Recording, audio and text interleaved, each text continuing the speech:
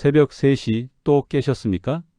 다시 잠드는 게 왜 이렇게 힘든지 저는 정말 잘 압니다. 많은 분들이 이걸 나이 때문에 오는 자연스러운 노화라고 생각하시는데요. 그건 절대 사실이 아닙니다. 저는 30년 동안 수면과 뇌노화를 연구해온 박사 이준석입니다. 저는 이런 새벽 각성을 뇌가 보내는 구조신호라고 부릅니다.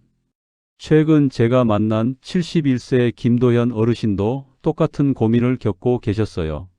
평생 화물차를 몰면서 틈만 나면 짧은 쪽잠을 청하던 습관이 은퇴 후에도 그대로 남아 있었죠. 은퇴하면 마음 편히 푹 잘 줄 알았는데 오히려 밤 10시에 누워도 새벽 2시나 3시면 눈이 번쩍 떠져 버리는 겁니다. 잠이 안 오니까 결국 부엌으로 나가서 소주 반 병을 들이켜야 겨우 몽롱해지면서 잠들었다고 하셨습니다. 어르신은 제게 이렇게 물으셨어요. 나이 들면 원래 잠이 없어지는 거 아닌가요? 새벽에 깨는 건 어쩔 수 없는 거라 들었습니다. 여러분도 혹시 이렇게 생각하고 계시지 않습니까? 제가 단도직입적으로 말씀드리겠습니다. 이 믿음은 반만 맞고 반은 틀린 아주 위험한 착각입니다. 우리 몸에는 멜라토닌이라는 수면 연료가 있습니다. 문제는 이 연료가 60세 이후부터 급격히 줄어들어서 뇌가 밤 준비를 제때 하지 못한다는 거예요. 연료가 떨어진 자동차가 멈칫거리듯이 우리 잠도 끊기고 새벽에 자꾸 깨게 되는 겁니다. 그런데 여기서 더 무서운 게 있습니다. 깬 그 짧은 순간에도 뇌 속에 독성 쓰레기가 쌓이기 시작한다는 사실이에요. 낮 동안 생긴 베타 아밀로이드 같은 독성 물질이 제대로 치워지지 못해서 뇌세포에 끈적하게 달라붙고 이것이 바로 기억력 저하와 치매의 시작입니다. 김도현 어르신도 술에 기대서 잠들다 보니까 뇌가 청소할 틈조차 없었던 거죠. 하지만 너무 걱정하지 마십시오. 오늘 제가 알려드릴 방법은 어렵지 않습니다.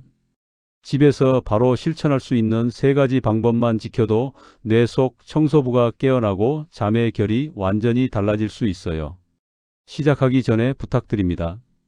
이 영상이 누군가의 노후를 바꿀 수 있습니다.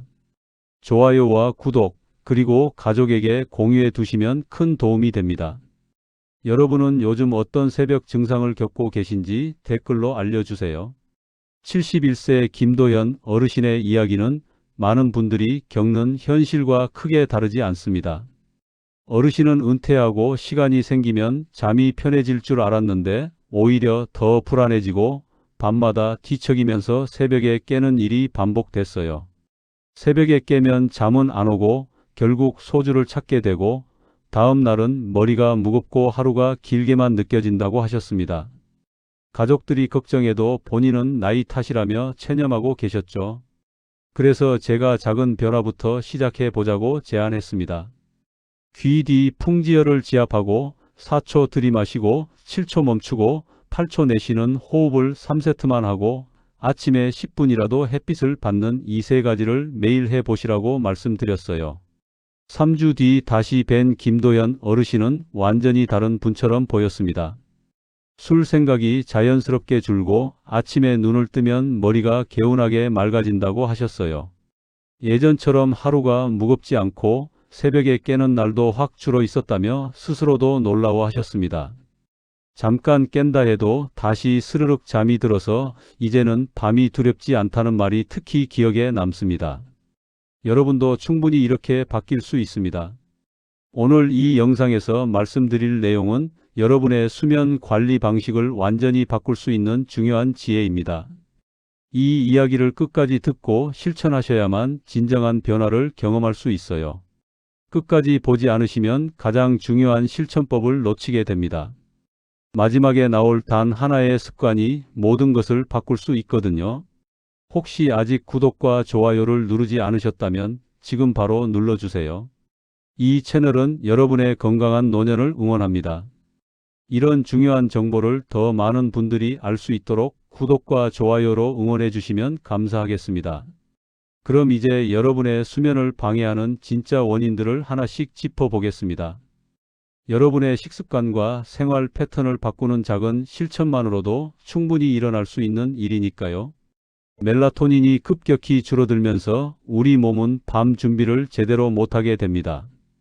이게 바로 새벽에 자꾸 깨게 되는 첫 번째 원인이에요. 국내 연구 자료를 보면 20대와 비교했을 때 60대의 멜라토닌은 약 10분의 1 수준으로 감소한다고 합니다. 그러니까 연료가 거의 바닥난 상태로 밤을 맞이하는 거죠. 제가 만난 69세 정세훈 님도 밤마다 잠이 끊기는 이유가 바로 멜라토닌 부족 때문이었습니다. 정세훈 님은 평생 야간 근무를 하셨던 분인데 은퇴 후에도 밤낮이 뒤바뀐 느낌이 계속됐다고 하셨어요. 처음에는 시간이 지나면 나아질 줄 알았는데 1년이 지나도 2년이 지나도 새벽 각성은 계속됐습니다. 특히 새벽 3시면 어김없이 눈이 떠지면서 그 다음부터는 뒤척이기만 하다가 결국 포기하고 일어나셨대요. 그래서 제가 추천드린 게 기상 후 1시간 이내에 10분에서 15분 정도 햇빛을 받는 거였습니다. 아침 햇빛이 들어와야 뇌가 밤을 준비할 수 있는 시계를 다시 맞추거든요. 정세훈 님은 처음 2주 동안은 별 효과를 못 느끼셨다가 3주째부터 새벽 각성이 조금씩 줄어드는 걸 체감하셨다고 합니다. 한 달 뒤에는 밤 11시에 자면 아침 5시까지 깨지 않고 푹 주무시게 됐어요. 여기서 주의할 점이 있습니다. 유리창 너머로 들어오는 햇빛은 효과가 크게 떨어져요. 유리가 중요한 파장을 차단하기 때문에 뇌한테 제대로 된 신호가 안 가는 겁니다. 반드시 창문을 열거나 밖으로 나가셔야 합니다. 여러분은 아침 햇빛을 얼마나 받고 계신가요? 오늘부터라도 아침에 창가에서 10분만 빛을 받아보세요. 베란다에 나가서 커피 한 잔 드시는 것만으로도 충분합니다. 술은 잠을 돕는 게 아니라 뇌를 잠시 마비시켜서 깊은 잠을 방해합니다. 이게 두 번째로 큰 문제예요. 국내 어르신 수면 조사를 보면 술은 깊은 잠 비율을 크게 낮추는 것으로 나타났습니다. 잠은 든 것 같지만 실제로는 뇌가 제대로 쉬지 못하는 거죠. 술을 마시면 처음 2시간 정도는 깊이 잠든 것처럼 느껴지지만 그 이후부터는 수면이 얕아지면서 자꾸 깨게 됩니다. 74세 오정환 님은 술이 잠을 돕는 줄 알고 매일 저녁 소주 한두 잔을 드셨는데 오히려 새벽 각성이 더 심해졌다고 하셨어요. 밤 10시에 술 마시고 자면 새벽 2시쯤 깨서 그 다음부터는 뒤척이기만 하고 다음날 아침에는 머리가 지끈거리고 온몸이 무거웠다고 합니다. 몇 년 동안 이런 패턴이 반복되다 보니까 낮에도 피곤하고 기력이 없어서 아무것도 하기 싫어지셨대요. 제가 술 대신 풍지열 지압을 권해드렸습니다. 귀 뒤쪽 오목한 부분을 10초씩 5회 정도 눌러주는 건데 이게 생각보다 훨씬 효과가 좋았어요. 오정환 님은 첫날부터 몸이 이완되는 느낌을 받으셨고 일주일 후부터는 술 없이도 자연스럽게 잠드는 날이 늘어났다고 하셨습니다. 다만 너무 강하게 누르면 오히려 긴장이 올라갈 수 있으니까 적당한 압력으로 천천히 눌러주는 게 중요합니다. 처음에는 약하게 시작해서 본인한테 편한 강도를 찾아가시면 됩니다. 여러분은 잠을 위해 어떤 습관을 사용하고 계신가요? 혹시 술에 의존하고 계시다면 오늘부터 풍지열 지압으로 바꿔보세요. 얕은 호흡이 계속되면 뇌가 각성 상태로 인식해서 잠이 깊어지지 못합니다. 이게 세 번째 원인이에요. 국내 수면 데이터를 분석해보니 길고 깊은 날숨은 부교감신경을 빠르게 활성화한다고 합니다.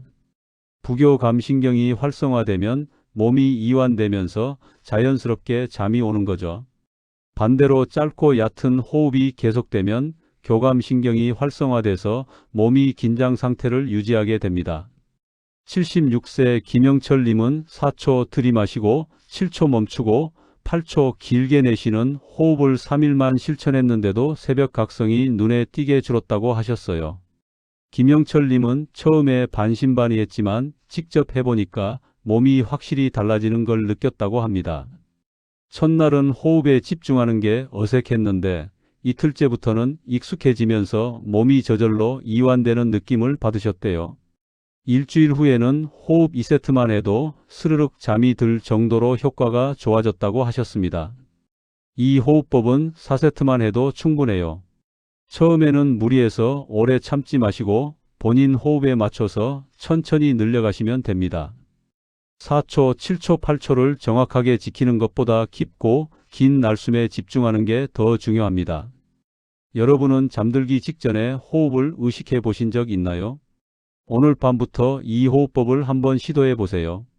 깊은 잠이 부족하면 글림프 시스템이 멈춰서 독성 물질이 쌓입니다. 이게 네 번째 원인이에요. 해외 신경 연구를 보면 깊은 잠은 뇌 속 독성 물질을 제거하는 핵심 시간이라고 밝혀졌습니다. 우리가 자는 동안 뇌는 낮 동안 쌓인 쓰레기를 치우는데 깊은 잠이 없으면 이 청소 시스템이 작동을 안 하는 거예요. 특히 깊은 잠 단계에서 뇌척 수액이 뇌 속을 빠르게 순환하면서 독성 물질을 씻어내는데 얕은 잠만 반복되면 이 과정이 제대로 일어나지 않습니다. 70세 장동혜 님은 얕은 잠이 계속 반복되면서 아침마다 머리가 무겁고 멍했다고 하셨습니다. 낮에도 집중이 안 되고 자꾸 깜빡깜빡하는 느낌이 들었다고 해요. 손자 이름도 자꾸 까먹고 방금 한 말을 또 하는 일이 잦아지면서 본인도 불안해지셨대요. 가족들도 걱정해서 병원에 가보라고 했지만 장동희 님은 그냥 나이 탓이라고만 생각하셨습니다. 그래서 제가 취침 전에 조용한 환경을 만들고 조명을 최대한 낮추라고 권했습니다. 밝은 조명은 뇌를 각성시키고 소음은 깊은 잠을 방해하거든요.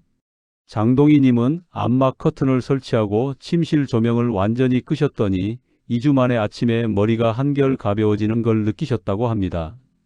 수면제를 드시는 분들도 계신데 수면제는 깊은 잠을 만들지 못해서 장기 사용하면 오히려 더 악화될 수 있어요. 수면제로 인한 잠은 자연스러운 깊은 잠이 아니라 인위적으로 의식을 낮춘 상태라서 뇌 청소 효과가 거의 없습니다. 요즘 기억이 흐려지고 집중이 어려운 느낌이 있으신가요? 그렇다면 깊은 잠이 부족한 신호일 수 있습니다.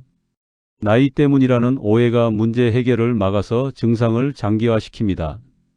이게 다섯 번째이자 가장 위험한 원인이에요. 국내 고령층 조사를 보면 새벽 각성 원인의 절반 이상이 생활 교정만으로도 충분히 해결 가능하다고 나타났습니다. 그런데 많은 분들이 나이 탓으로 넘기면서 아무것도 안 하시는 거죠. 그냥 참고 사는 게 당연하다고 생각하시는 겁니다. 68세 문기태 님도 나이 탓으로 넘기다가 해결이 늦어져서 오랫동안 고생하셨습니다. 문기태 님은 5년 넘게 새벽에 깨는 걸 당연하게 받아들였는데 제가 권한 방법들을 실천하고 나서야 그게 당연한 게 아니었다는 걸 깨달으셨다고 해요.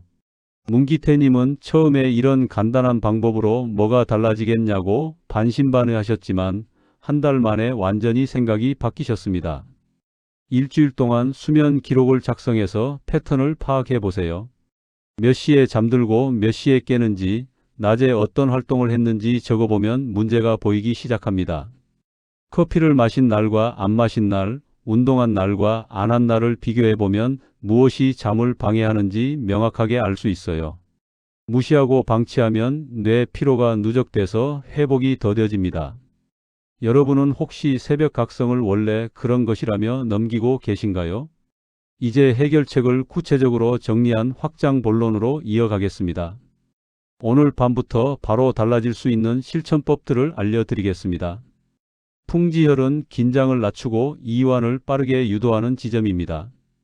귀 뒤쪽 머리뼈가 시작되는 부분에 오목하게 들어간 곳이 있는데 거기가 바로 풍지혈이에요.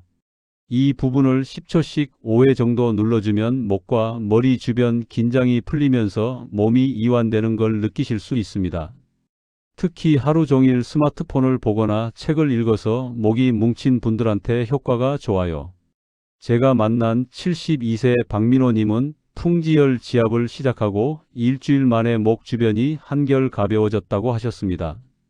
오랫동안 목이 뻐근하고 어깨가 무거워서 밤에도 불편했는데 풍지혈을 눌러주니까 그 부분이 풀리면서 잠자리가 편해졌다고 해요. 박민호 님은 지금도 매일 저녁 잠들기 전에 풍지혈 지압을 빠뜨리지 않고 하신다고 합니다. 지나친 압력은 오히려 경직을 유발할 수 있으니까 처음에는 약하게 눌러보시고 본인한테 편한 강도를 찾아가시면 됩니다. 너무 세게 누르면 다음 날 그 부분이 아플 수 있어요. 지금 손으로 직접 위치를 찾아보셨나요? 귀 뒤를 만져보시면 오목한 부분이 금방 느껴질 거예요. 엄지손가락으로 천천히 원을 그리듯이 눌러주시면 더 좋습니다. 오늘 밤 잠들기 전에 꼭 한번 해보세요. 4초 들이마시고 7초 멈추고 8초 내쉬는 호흡은 부교감신경을 가장 빠르게 깨우는 방식입니다. 이 호흡법은 해외에서도 많이 연구된 방법인데 특히 긴 날숨이 핵심이에요. 날숨이 길어질수록 몸이 이완 모드로 들어가거든요. 들숨보다 날숨이 길어야 심장 박동이 느려지고 혈압이 안정되면서 잠들기 좋은 상태가 됩니다. 73세 최영미님은 이 호흡법을 실천한 후 불안감이 크게 줄었다고 하셨습니다. 최영미님은 밤만 되면 이런저런 걱정이 떠올라서 잠을 못 이루셨는데 호흡에 집중하다 보니까 잡념이 사라지고 마음이 편안해졌다고 해요. 지금은 호흡만 시작하면 자동으로 몸이 이완되는 습관이 생겼다고 하셨습니다. 머리가 어지러우면 횟수를 줄이시고 처음에는 4초, 7초, 8초를 정확하게 지키려고 하지 마시고 대략적인 리듬만 맞춰도 괜찮습니다. 중요한 건 날숨을 길게 하는 거예요. 취침 전에 4세트만 실시해 보세요. 오늘 밤은 호흡 몇 세트부터 시작해 보실까요? 1세트만 해도 충분히 효과를 느끼실 수 있을 거예요. 익숙해지면 낮에 긴장될 때도 이 호흡법을 활용하실 수 있습니다. 아침 빛이 들어와야 밤에 멜라토닌이 제 시간에 분비됩니다. 이게 정말 중요한 원리인데요. 아침에 받은 햇빛이 뇌에 신호를 보내서 지금은 낮이니까 밤 준비를 시작하라고 알려주는 겁니다. 그래서 아침 햇빛은 멜라토닌 예약이라고 표현할 수 있어요. 우리 뇌는 아침 빛을 받고 나서 약 14시간에서 16시간 후에 멜라토닌을 분비하도록 프로그램되어 있습니다. 67세 송재훈님은 아침 산책을 시작하고 나서 밤에 자연스럽게 졸음이 오는 걸 체감하셨다고 합니다. 송재훈님은 원래 밤 11시까지도 잠이 안 와서 뒤척이셨는데 아침 7시에 20분씩 걷기 시작하니까 저녁 9시만 되면 눈꺼풀이 무거워졌다고 해요. 몸이 자연스럽게 리듬을 찾아가는 걸 느끼셨다고 합니다. 커튼을 친 채로 실내에서만 있으면 이 예약이 작동하지 않습니다. 빛의 강도가 너무 약하거든요. 실내 조명은 아무리 밝아도 햇빛의 10분의 1도 안 되는 밝기예요. 아침 산책을 하시거나 창가에서 10분에서 15분 정도 빛을 맞아보세요. 내일 아침 몇 시에 햇빛을 맞아보실 계획인가요? 기상하자마자 창문을 열고 빛을 받는 습관을 들이시면 좋습니다. 커피를 마시면서 햇빛을 받으면 일석이조예요. 잠들기 위해서는 체온이 미세하게 떨어져야 합니다. 우리 몸은 체온이 살짝 내려가면서 잠 모드로 전환되는데 이게 자연스러운 생리 현상이에요. 그래서 너무 뜨거운 물로 샤워하면 오히려 체온이 올라가서 각성 상태가 유지될 수 있습니다. 뜨거운 물 샤워는 일시적으로 몸을 따뜻하게 하지만 그 후 체온이 급격히 떨어지면서 오히려 잠들기 어려워질 수 있어요. 과도한 뜨거운 물 샤워는 오히려 각성을 높이니까 미지근한 물로 짧게 샤워하는 게 좋아요. 75세 김순덕님은 뜨거운 물로 오래 샤워하는 습관이 있었는데 미지근한 물로 바꾸고 나서 잠드는 속도가 빨라졌다고 하셨습니다. 자기 전 체온 관리를 평소에 어떻게 하고 계신가요? 샤워 온도를 조금만 낮춰도 잠드는 속도가 달라질 수 있습니다. 밝은 화면은 뇌를 깨어있게 만드는 신호입니다. 스마트폰이나 텔레비전 같은 기기에서 나오는 파란 빛은 뇌한테 지금이 낮이라고 착각하게 만들어요. 그래서 취침 직전에 스마트 기기를 사용하면 멜라토닌 분비가 방해받습니다.